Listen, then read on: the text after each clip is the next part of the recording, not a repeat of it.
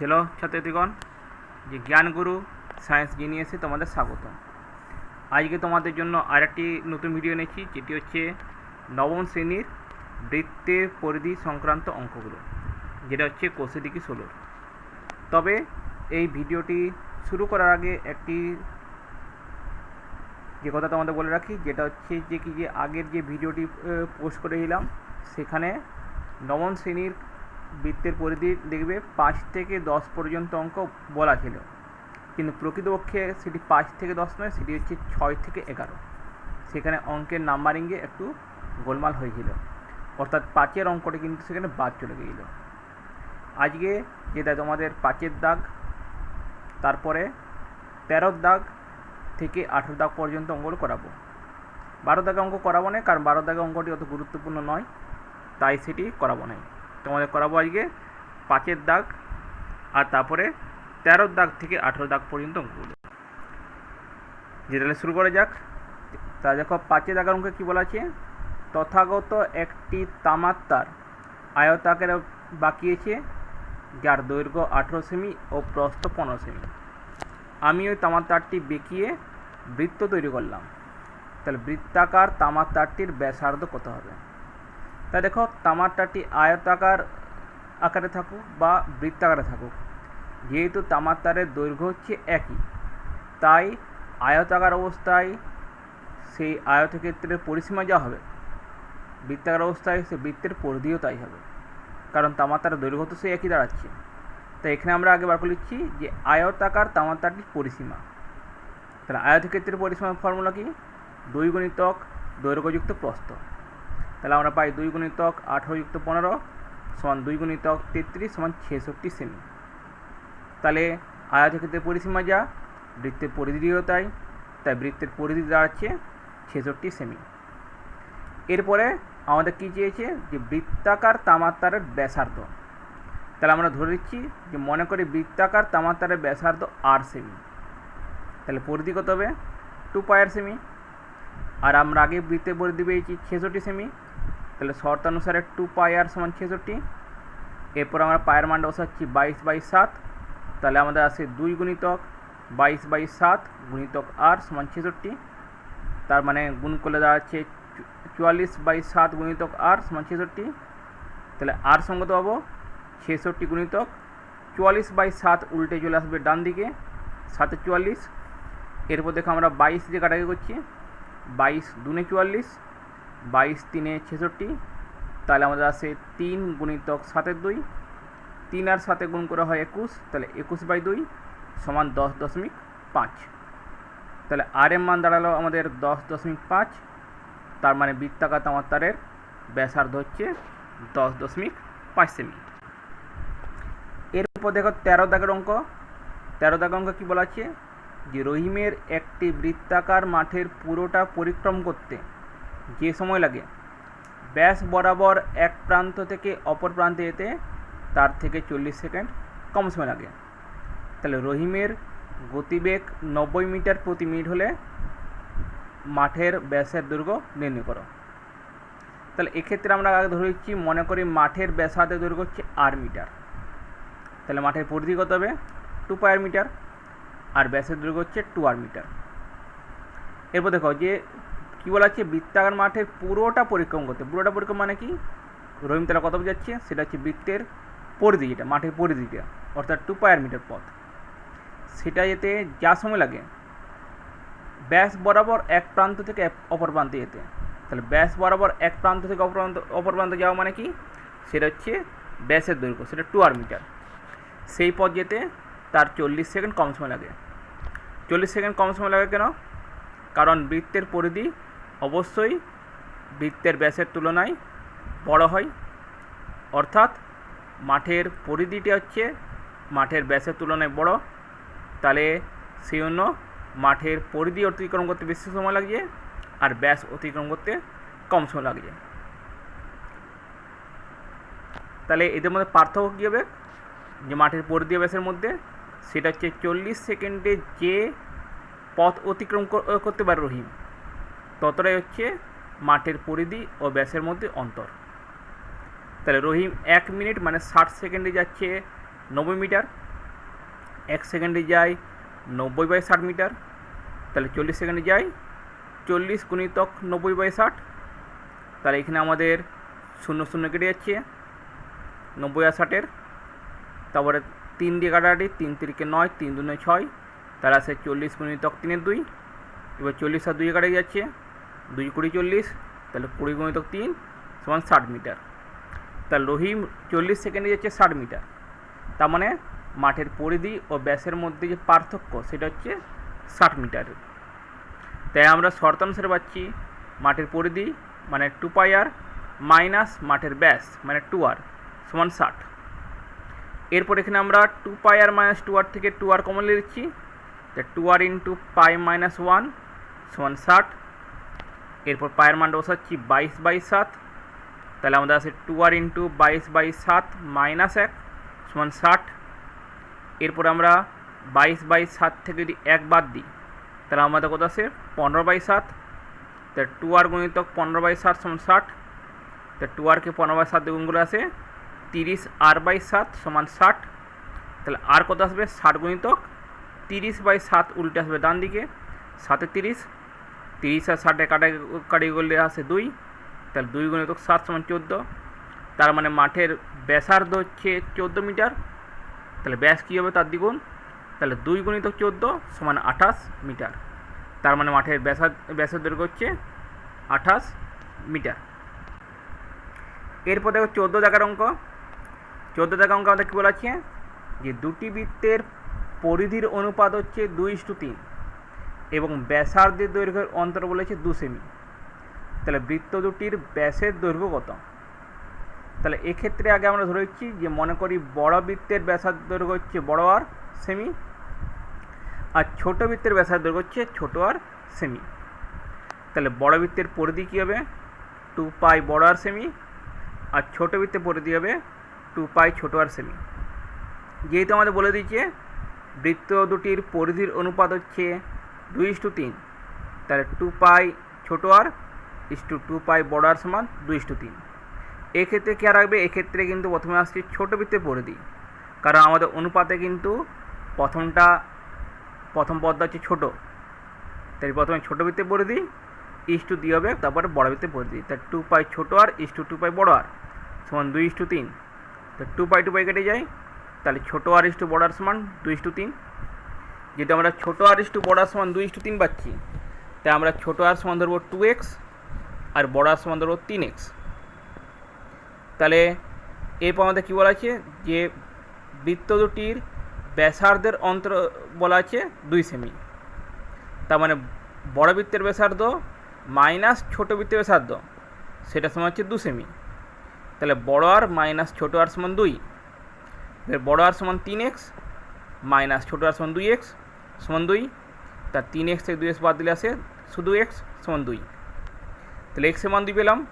তাহলে আমরা বড় বৃত্তের ব্যাসার্ধের দৈর্ঘ্য বলবো বড় আর সমান আসছে 3x মানে 3 গুণিতক 2 সমান 6 সেমি, আর তাহলে বড় বৃত্তের ব্যাসের দৈর্ঘ্য আসবে সেটা হচ্ছে ব্যাসার্ধের দ্বিগুণ, তাই 2 গুণিতক 6 সমান 12 সেমি।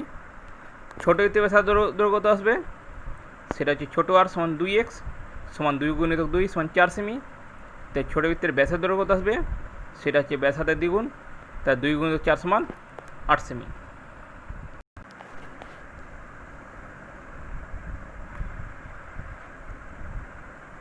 এরপর দেখো 15 দাগের অঙ্ক। 15 অঙ্কে কী বলা আছে যে 196 বর্গ সেমি ক্ষেত্রফলের বর্গাকার পিতলের পাত থেকে 4টি সর্ববৃহৎ বৃত্তাকার পাত কেটে নেওয়া হলো, তাহলে প্রতিটি বর্গাকার পাতের পরিধি কত? তাহলে মানে বৃত্তাকার পাতের পরিধি কত? তাহলে এখানে আগে আমরা কিছু এখানে আগে আমরা বর্গাকার পিতলের পাতের প্রতিটি বাহুর দৈর্ঘ্য বার করে দিচ্ছি, সেটা কী করে পাবো? সেটা হচ্ছে রুট ক্ষেত্রফল।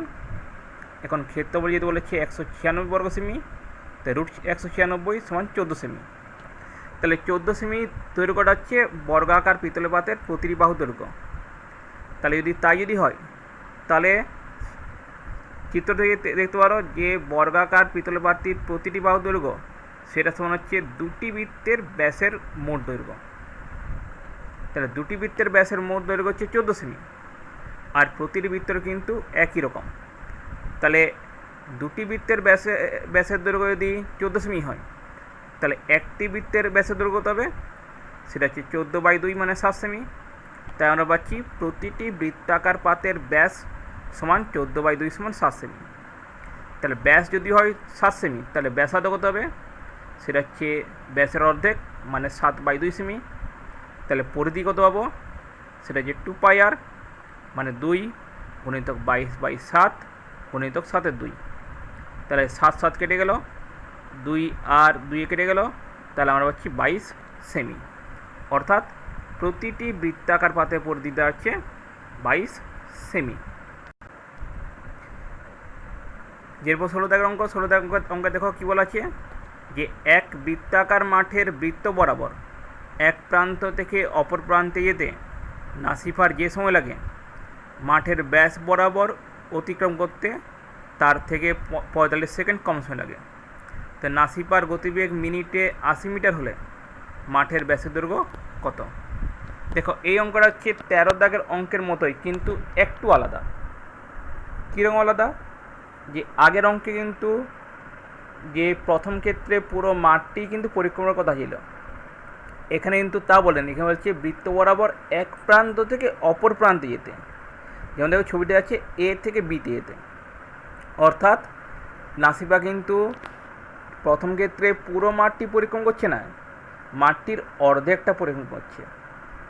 অর্থাৎ তার এ থেকে বি বিন্দু পর্যন্ত যেতে বৃত্ত বরাবর যে অতিক্রান্ত পথ হবে সেটা হচ্ছে বৃত্তের পরিধির অর্ধেক। তাই দেখো আমরা প্রথমে ধরে নিয়েছি যে মনে করি মাঠের ব্যাসার্ধ দৈর্ঘ্য আর মিটার, তাহলে মাঠটির বৃত্ত বরাবর এ বিন্দু থেকে বি বিন্দু যেতে পথ অতিক্রম করতে হবে কত? সেটা হচ্ছে 2πr/2। 2πrটা হচ্ছে বৃত্তের পরিধি, সেটা বাই 2 সমান πr মিটার। আর মাঠটির ব্যাস বরাবর যদি যাওয়া যায় এ বিন্দু থেকে বি বিন্দু পর্যন্ত, তো সেই ক্ষেত্রে কত অতিক্রম হবে? সেটা হচ্ছে বৃত্তের যেটা ব্যাস, অর্থাৎ 2r মিটার। যেরপর দেখো যে বলেছে নাসিফা 1 মিনিট মানে 60 সেকেন্ডে যাচ্ছে 80 মিটার পথ। তাহলে 1 সেকেন্ডে যায় 80/60 মিটার পথ, তাহলে 45 সেকেন্ডে যায় 45 গুণিতক 80/60, 0 0 কেটে যাচ্ছে, 8 আর 6 কাটাই গেলে আসে 2 4 8, 2 3 6 মানে 45 গুণিতক 4 3, 45 আর 3 কাটাই গেলে আসে 3 15 45, তাহলে 15 গুণিতক 4 সমান 60 মিটার। অর্থাৎ নাসিফার বৃত্তের অর্ধেক পরিভ্রমণ করতে যে পথ যায় মাঠের ব্যাস বরাবর তার থেকে 60 মিটার কম পথ যায়, অর্থাৎ πr - 2r সমান 60। তাহলে এখানে আমরা আর কমনে লিখছি, তাহলে r × π - 2 সমান 60। তাহলে r × π এর মান বসাচ্ছি 22/7 -2 সমান 60। এবার 22/7 থেকে 2 বিয়োগ করছি, তাহলে 22 - 14/7 সমান 60। তাহলে আর গুণিতক 8/7 সমান 60। তাহলে আর কত আসে? 60 গুণিতক 7 8। তাহলে এবারে 60 আর 8 কাটাই হবে, 4 2 8, 4 15 60। তাহলে 15 গুণিতক 7 2 মানে কোনগুলো আসে 105/2। তার মানে মাঠটির ব্যাসের দৈর্ঘ্য হচ্ছে 2 গুণিতক 105/2, 2 দিয়ে কেটে গিয়ে 105 মিটার। এরপর দেখো 17 দাগের অঙ্ক। 17 দাগের অঙ্কে কী বলা আছে, যে মহিম সাইকেলে চেপে 7 মিটার 5 ডেসিমি চওড়া বৃত্তাকার পথের বাইরের ও ভিতরের ধার বরাবর সম্পূর্ণ একবার ঘুরতে যথাক্রমে 46 ও 44 সেকেন্ড সময় লাগে। তাহলে ভিতরের ধার বরাবর বৃত্তটির ব্যাসের দৈর্ঘ্য কত? তাহলে দেখো এখানে যে ছবিটা আঁকা হয়েছে সেখানে দেখতে পারো যে একটি হচ্ছে পথটির ভিতরের ধার, যেটা হচ্ছে ভিতর দিকে, আর যেটা বাইরেরটা বাইরের দিকে। এখানে যেটা পথটা হচ্ছে 7.5 মিটার চওড়া। এখানে আমরা ধরে নিচ্ছি যে মনে করি ভিতরের ধার বরাবর বৃত্তের ব্যাসার্ধ দৈর্ঘ্য আর মিটার। তাহলে যেহেতু পথটি 7 মিটার 5 ডেসিমি মানে 7.5 মিটার চওড়া, তাহলে আমরা বাইরের বৃত্তের ব্যাসার্ধ দৈর্ঘ্য ধরবো যে ভিতরের বৃত্তের ব্যাসার্ধ দৈর্ঘ্য প্লাস পথটির যতটা চওড়া, অর্থাৎ আর প্লাস 7.5 মিটার। তাহলে ভিতরের বৃত্তের পরিধি কত হবে? 2πr মিটার, আর বাইরের বৃত্তের পরিধি হবে 2π × r প্লাস 7.5 মিটার। এরপর দেখো এখানে যেটা আমরা এখানে করছি সেটা হচ্ছে একদিকে লিখলাম অতিক্রান্ত দূরত্ব ব্র্যাকেটে মিটার, আর একদিকে পরিভ্রমের সময় সেটা হচ্ছে সেকেন্ড। এখন ভিতরের যে ধার বরাবর পরিধি, বৃত্তের যে পরিধি সেটা হচ্ছে 2 পাই মিটার, অর্থাৎ ভিতরের ধার বরাবর অতিক্রান্ত পথ হচ্ছে 2 পাই মিটার, সেটি অতিক্রম করতে সময় কত 44 সেকেন্ড। আর বাইরের ধার বরাবর যেটা হচ্ছে পরিধি বৃত্তের 2 পাই ইন্টু আর প্লাস 7.5 মিটার, অর্থাৎ অতিক্রান্ত পথ হচ্ছে এত, আর সেটি অতিক্রম করতে সময় লাগছে 46 সেকেন্ড। আমরা জানি যে যত বেশি পথ অতিক্রম করতে হবে তত কিন্তু সময়ও বেশি লাগে, অর্থাৎ অতিক্রান্ত দূরত্ব ও পরিভ্রমণের সময় পরস্পর সরল সমানুপাতিক। তাইলে অতিক্রান্ত দূরত্বের অনুপাত যা হবে পরিভ্রমণের সময়েরও অনুপাত সেই হবে। তাই আমরা পাচ্ছি 2 পাই আর is to 2 pi into R plus 7.5 সমান 44:46। তাহলে বাম দিকে দেখো 2 পাই কেটে যাচ্ছে, তাহলে আর ইস টু আর প্লাস 7.5 সমান 22:23, মানে আর বাই আর প্লাস 7.5 সমান 22/23। এরপর আমরা বর্জ্যগ্রহণ করছি, আর এর সঙ্গে গুণ হচ্ছে 23-এর, তা 23 আর 22-এর সঙ্গে গুণ হচ্ছে আর প্লাস 7.5-এর, তাহলে আমরা পাই 22 আর প্লাস 22 গুণিতক 7.5, সেটা আসে 165। এরপর 22 আরটা আমরা নিয়ে যাচ্ছি বাম দিকে, তা 23 আর মাইনাস 22 আর সমান 165। তার মানে যেটা হচ্ছে পথটির ভিতরের বৃত্তের ব্যাসার্ধের দৈর্ঘ্য 165 মিটার, তাইলে ব্যাসের দৈর্ঘ্য তবে এর দ্বিগুণ, অর্থাৎ 2 গুণিতক 165 সমান 330 মিটার। যেটা হবে 18 দাগ অঙ্কটা দেখো। 18 দাগ অঙ্কে কী বলা আছে যে একজন সাইকেল আরোহীর একটি বৃত্তাকার পথের বাইরের ও ভিতরের ধার বরাবর সম্পূর্ণ একবার ঘুরতে সময়ের অনুপাত 20:19। যদি পথটি 5 মিটার চওড়া হয় তবে পথটির ভিতরের বৃত্তের ব্যাসের দৈর্ঘ্য কত? তাহলে অঙ্কটি আগের অঙ্কের মতোই, তফাৎ এইটি আগের অঙ্কে বাইরের ও ভিতরের ধার বরাবর সম্পূর্ণ একবার ঘুরতে যে সময় লাগে দেওয়া ছিল, এখানে তার অনুপাত দেওয়া আছে। তাহলে এখানে আগের অঙ্কের মতোই ধরে নিলাম যে মনে করি পথটির ভিতরের বৃত্তের ব্যাসার্ধের দৈর্ঘ্য 8 মিটার, তাহলে যেহেতু পথটি 5 মিটার চওড়া, তাহলে বাইরের বৃত্তের ব্যাসার্ধের দৈর্ঘ্য হবে আর প্লাস 5 মিটার। তাহলে পথটির ভিতরের বৃত্তের পরিধি কত হবে 2 পাই মিটার, আর বাইরের বৃত্তের পরিধি 2 পাই ইন্টু আর প্লাস 5 মিটার। এখানে যদি আমাদের পরিভ্রমণের সময়ের অনুপাত দেওয়া আছে, তাহলে আমরা পরিভ্রমণের সময়টা ধরে নিচ্ছি যে বাইরের ও ভিতরের বৃত্ত একবার ঘুরতে সময় লাগে 20x ও 19x সেকেন্ড। তাহলে দেখো, তাহলে যেটা হচ্ছে অতিক্রান্ত দূরত্ব লিখছি একদিকে ব্যাকেট মিটার, আর এদিকে পরিভ্রমণের সময় ব্যাকেট সেকেন্ড। তাহলে 2 পাই ইন্টু আর প্লাস 5 দূরত্ব, আর এদিকে সময়টা হচ্ছে 20x, যেটা হচ্ছে বাইরের বৃত্তের ক্ষেত্রে, আর ভিতরের বৃত্তের ক্ষেত্রে দূরত্ব হচ্ছে 2 পাই আর পরিভ্রমণের সময় হচ্ছে 19x। তাহলে আগের অঙ্ক মতোই এটা জানো যে অতিক্রান্ত দূরত্ব ও পরিভ্রমণের সময়ের মধ্যে সম্পর্কটি সহসমানুপাতিক। তাহলে আমরা পাচ্ছি 2 pi into R plus 5 is to 2 পাই আর সমান 20x ইস টু 19x। 2 পাই কেটে যায়, তাহলে আর প্লাস 5 ইস টু আর সমান 20:19, মানে আর প্লাস 5 বাই আর সমান 20/19। এরপর আমরা বর্জ্যগুণ করছি, আর প্লাস 5-এর সঙ্গে 19 গুণ, তাহলে 19 আর প্লাস 95 সমান আর এর সঙ্গে 20 গুণ 20 আর। এবার 20 আরটাকে আমরা আনছি বাম দিকে, আর 95 লেগে চলে আসছি ডান দিকে। তাহলে 19 আর মাইনাস 20 আর সমান -95, বা মাইনাস আর সমান -95, বা আর সমান 95। অর্থাৎ পথটির ভিতরের বৃত্তের ব্যাসার্ধ দৈর্ঘ্য হচ্ছে 95 মিটার, তাহলে ব্যাস কত হবে 2 গুণিত 95 সমান 190 মিটার। যে তাহলে জ্ঞানগুরু সায়েন্স জিনিসে আজকে এতটাই। যদি ভিডিওটি ভালো লেগে থাকে তো লাইক করবে, শেয়ার করবে, সাবস্ক্রাইব করবে, আর যদি কিছু প্রশ্ন থাকে, কিছু পরামর্শ থাকে, তাহলে অবশ্যই কমেন্ট বক্সে কমেন্ট করে জানাবে। আজকের জন্য এতটাই, নমস্কার।